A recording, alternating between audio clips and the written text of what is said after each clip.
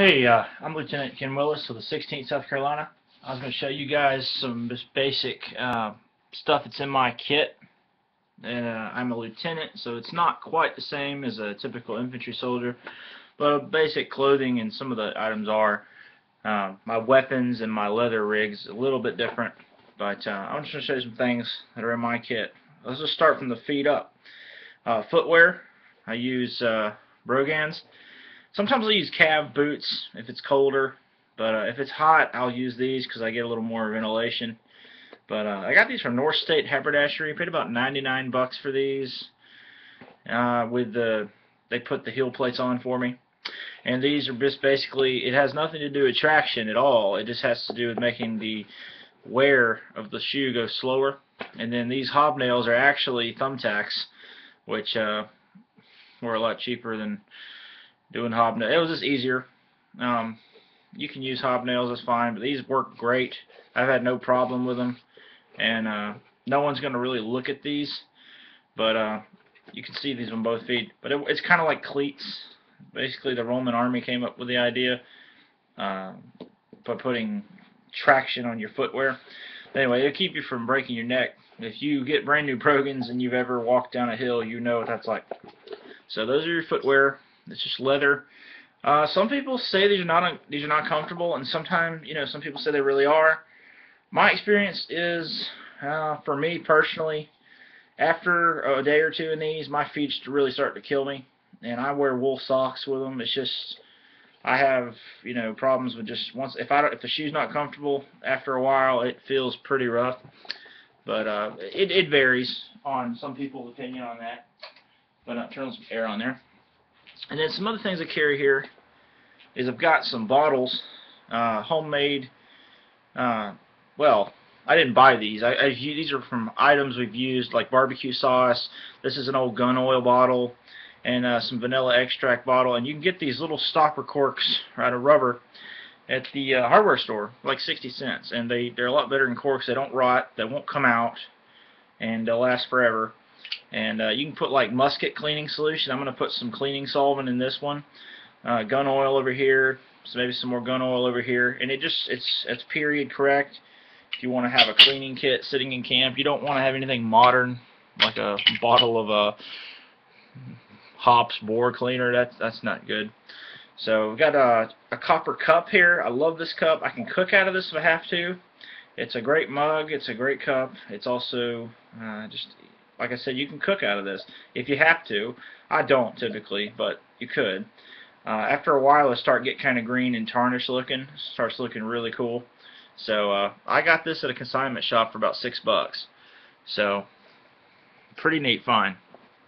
All right, I have my eyeglass. Not the greatest piece of optical hardware, but it is pretty cool, and it works quite well.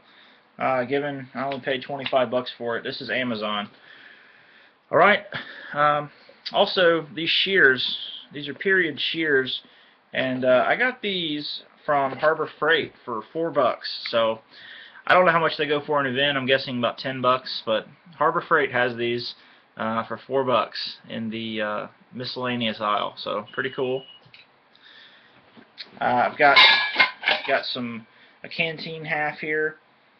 It serves as plates. The canteen broke a while back, so I melted down the joint compound off of it and popped these off, and I can actually feed 2 people with these, and that's nice. And that's super authentic campaign stuff right there. Back then, when something of theirs broke, it became something else. You don't throw stuff away just because it broke. Alright, I've got some gauntlets here. These are like $4 at Home Depot. If you want to pay 40 bucks for the really expensive ones, go ahead. But for $4, I'll take these. Thank you. All right, got a nightcap here. This looks pretty ridiculous, but this is period wear. If you're around camp back then, you probably had one of these, and it looks silly, but it's a fun piece. This was about $5. I got this from Possum Holler Sutlery. They're out of North Carolina. You can check out their website. I'll put a link. I'm going to put links to everything in the video here. I want you to know where I got all this stuff if you'd like to get one. Let's see, I've got some lye soap. I don't remember the name of the vendor I got this from. It was just a little sutler up in York, South Carolina. That's real life soap. Looks gross, but it smells great. And I've got that in a bag here to keep it clean. And got some candles here.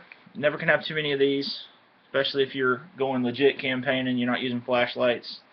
Those are great. Just basically pig fat made out of those. Got Lucifer matches. Okay, it's the devil, fire, Lucifer. It's kind of a humorous thing, but that's what they called them back then, Lucifer's matches. So, and then of course you've got your housewife. It's a sewing kit, just has needles and thread inside. This was actually made for me by a young lady from Simpsonville, Caroline Hughes. She does sewing, she does leather working, and I'll try to get her information to you there in the link. But she actually made that for me. That's pretty cool. Let's see what else we got here. A couple books we have. We have Hardy's Light Infantry Tactics. Hardy's does not always mean food in reenacting, but this is written by a Confederate general for the United States Army before the war. After secession, the South just took his Hardy book. They already had it written, and they took that. So that's just basic maneuvers, basic how to drill, how to be a soldier in that time period. That's your instructions. How to be an officer, non-commissioned or commissioned. It's a condensed version of the federal version. There's a federal version out there. It's much thicker. This is a hymn book. And by the way, I'm sorry, this came from Milk Creek Mercantile. It cost me, I think, about $6 before shipping. Roughly, it's not very expensive. This is the camp hymn book, and if you'll notice, this has just the words, no music. This cost me about $10, and I got this at downtown Greenville Confederate Museum and Library of History, and that's run by the Sons of Confederate Veterans. They are the only ones I've ever seen to have this. I'm sure someone else does, but I have been to quite a few sutlers, and I've never seen it before. So there's that. And then this is actually from the internet. You can get this for free. You can pay probably someone to get it, but you can get it for free. It's George B. McClellan's Bayonet Manual Exercises. It has written instructions as well as pictures and diagrams, and it shows you how to train with a bayonet. So if you're going to be a Union impression, you probably at least ought to be somewhat familiar with that. But even if you're not going to be a Union, it's just really cool to actually know how to use your bayonet. There's actually an art form to it. Got a cap loader for the pistol that I'll show you in a minute, and it makes reloading a lot faster. I've got, hold on one second, shut something. Sorry. Alright, got these glasses, and I wear these if I'm in a battle and we're going to be doing a lot of close range action, like we were holding a breastwork or something, and there's going to be some close range stuff. I just wear these to keep my eye protected. I only have one good eye, and so I kind of have to worry about it. Now, these are not totally correct, okay? I know someone's out there screaming, that's not right. Well, it's close enough, and I only wear it in action. I don't wear it out of the battle in camp around spectators. So, you know, for $4 off Amazon, I can live with the hate, okay? Powder flask, loading the pistol, makes it a lot easier. This is actually from Cabela's. This was not that cheap. This was about $30 from Cabela's in Greenville, South Carolina. So if you need anything black powder, Cabela's has it. You're going to pay for it, but they have it. So they don't have musket caps. They say they do. They say they're going to get them, but they don't have them. I've waited for 2 years trying to get them. I've never seen them in there. There is a place in Columbia, South Carolina, the Sportsman's Warehouse. They have caps. If you're near Anderson, South Carolina, Grady's Outdoors has caps. They're going for about $10 for a 10, which is pretty decent right now. So caps are hard to find cheap. So let's see what else we have. I just have some Advil in there, and I need to put that in a bottle. I'm probably going to put that in one of those glass bottles over there, or a tin. Then I have a white flag here. If we ever have to play Yankee, we have to surrender or do a parlay. That's just a handkerchief. That's kind of funny, but and then just the haversack is tarred, so it is waterproof. It can pour rain on me, and everything in here stays dry. Because I keep my manuals and books in here, and as well as my Confederate Testament, which I have misplaced. I've got it somewhere. I believe I took it somewhere else, but I have one, and I'll show that in a video, or our regimental chaplain, Reverend Lovelace, will show you that in another video. But this is the way to go. If you're going to get a haversack, you're going to pay about 20 bucks, 15 bucks. Pay a couple bucks more and get the tarred version, and never have to worry about it getting soaked. So, if you try to take corners in this hobby, you can do it, but a lot of times it just means you end up paying for the cheap item you got, and then finally you give in and go get the nice one. So just go for the nicer stuff. You don't have to go get everything at once. Just take your time and get good stuff. This actually came from, I believe, Possum Holler Sutlery. Actually, I know it did. It was under 10 bucks, whatever it is, but it's a nice little penny whistle, and that's great for sitting around the campfire at night. Not hard to learn to play. I play bagpipes, play this, so this is not too bad for me. But that's a pretty legit looking period piece. Nothing fancy, but it sounds great. It actually sounds better than some of the nicer ones I have. Alright, clothing. I have these pants. I actually found these at Belk's, and they were like beach pants, like a white linen pants. So what I did was I cut the belt loops off of these and cut the pockets off the back, and actually made a little like a tobacco pouch, or just a little pouch for it. I don't smoke, but I have the little pouch there. But these, and then I took these and put them in a big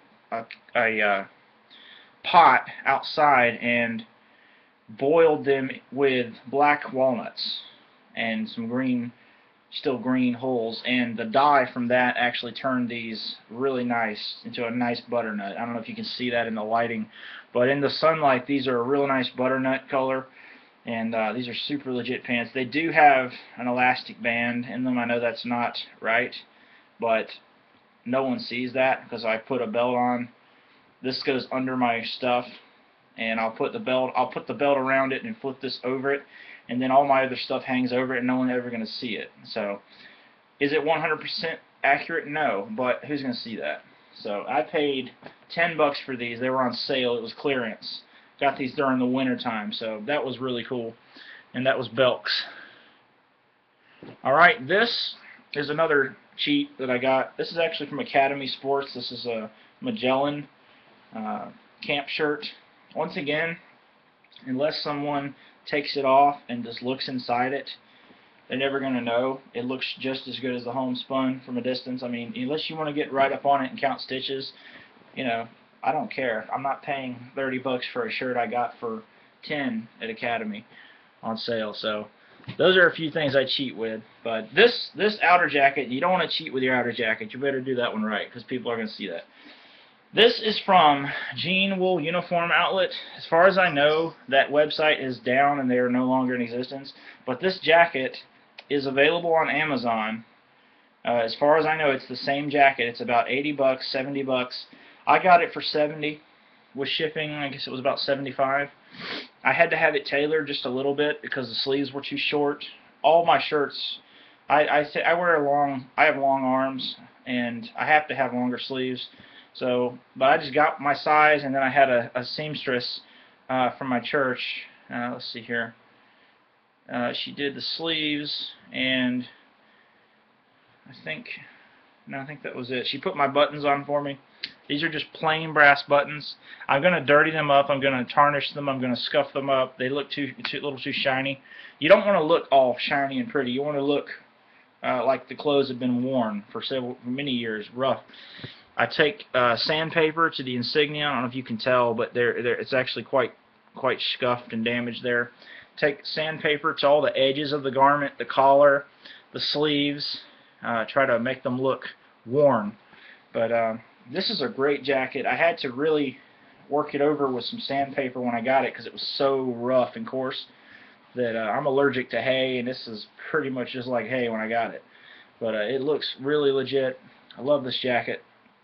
It's a little warm, but it breathes. It's a sack coat. I don't know if you are familiar with those, but you guys know what I'm talking about. A sack coat is just so much easier to put on than a shell. A shell basically cuts off right here at the belt, and it will, during the battle and stuff, it'll wad, and it's just uncomfortable. A sack just hangs down over your belt. You put your belt around it, put all your gear on it, and you're done. And you've got ventilation down here. So that's the way I like to go with that. All right, one fun thing I actually got. This is also from either a blacksmith in Union, South Carolina, or Possum Holler. I believe it's from a blacksmith I had who was making these. It's a squirrel cooker. You put this one in the ground, and then you can cook whatever you want over the fire, whether it be a squirrel or steak or whatever you have. But pretty cool piece. If you want to campaign, that's a good thing to take, just because if you don't want to do the whole grate and all the cookware. So you have a portable grill wherever you go. This hat I actually got at Academy, and I know there may be somebody out there screaming, well, blah, blah, blah, blah, but I paid like 20 bucks for this hat. I reshaped it. It's a straight, flat brim, and the reason for that is it keeps sunburn down, and it's actually the most practical hat I've ever had. I did the kepi for a couple years. I've done the bummer, I've done the gambler, I've done close to a bowler hat. I even did a pork pie hat, but this hat is by far the favorite. And I've actually got a turkey feather from when I was turkey hunting in it, and you know, I know some people hate feathers and hate stuff in the hats, but you know, the guys picked up stuff, put it in their hats. That's just the way it is, okay? So the way I look at this is, you know, if I was back then, I'd want something from home, close to me, and if I'd picked up a feather like that, every time I see this feather on my head, it's going to remind me of home and hunting, and they did stuff like that all the time. So for anyone to sit there and get all over you for that, you know, they're just being kind of hard-nosed. This is the last thing I'm going to show you. Well, other than my pistol. This is a wool blanket. I got this for 10 bucks at Harbor Freight Tools. 10 bucks. You cannot beat this. These come out in the wintertime. I haven't seen them yet this year, but they were $10, and our whole unit got a bunch of these. They're just great. You can't beat them. I mean, unless you want to go down and take a microscope to the stitching, they're fine. They're great. They're warm. They'll keep you. Just one of these. If you just take your clothes off at night and wrap up in that, you're going to be fine. Yeah. Lastly, this is my pistol, and I carry this. I have a leather holster, which I've put somewhere else, but this is the Remington 1858, and it is a great pistol. It's a single action. You have to pull the hammer back every time, and that will rotate the cylinder. I have 3 of these cylinders. I cap them, put powder in them, and then pack the powder down with this rod that will drop here, and then seal them with some either like Crisco. I've used Cocoa Puffs, but if you can, try to use Crisco, something that dissolves. You don't want anything that's going to potentially be debris coming out, even if it's minor, because I've had stuff fly over my head before.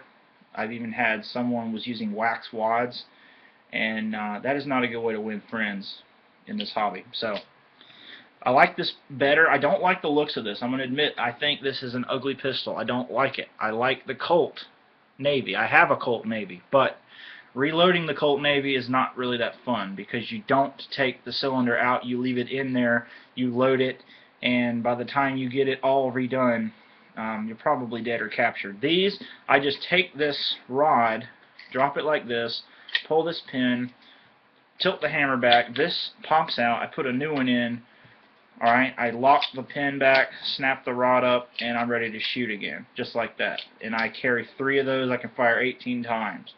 So that's great. That's, you know, that's the way to go. Again, I don't like the looks of it. I don't like the feel of it. But you know, it is the better weapon, practically speaking. Okay, dollar for dollar, you know, I think they're just as good. I know everybody loves Colts. I love Colts too, so I'm not hating on Colt. It's just, for the money, you're going to pay a little more for this one, I paid about $250 for this at Cabela's. This is Cabela's special. They gave me this pistol with the cylinder and a spare cylinder. I took the money I was going to get an extra cylinder and got a third cylinder. So great deal. For Cabela's, pistol is the best way to go if you want to get one new and you don't mind paying what they're asking for it, which is usually about $250. That was a really good deal for me at that time. I paid about $150 for my Navy, and I got that from Dewey's Pawn Shop in Greenville, South Carolina. I go there a lot for black powder stuff. I'm trying to get somebody a gun. They have some pretty good deals on muskets and black powder pistols, so I'll put a link to them as well. But for me, you know, when you're having to reload under fire or under stress like that, it's nice to have something like that. So I hope you've enjoyed this video, and I'm Lieutenant Ken Willis with the 16th South Carolina Reenactors.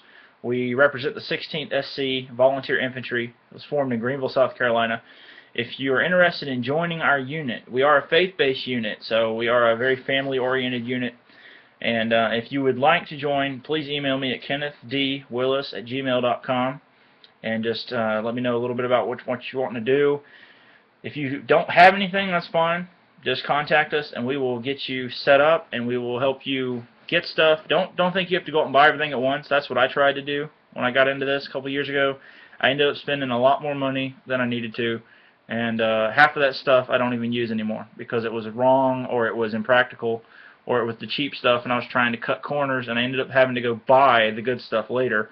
So you spend twice as much money anyway. But I hope this was informational. If it was, please like and subscribe to our channel. We're going to have a lot of new videos coming out, informational, educational, and a lot of weapons demonstrations coming up. And our next event is October 24th at Denver Downs Corn Maze in Anderson, South Carolina. I hope you can make it out for that. And God bless. God bless the South.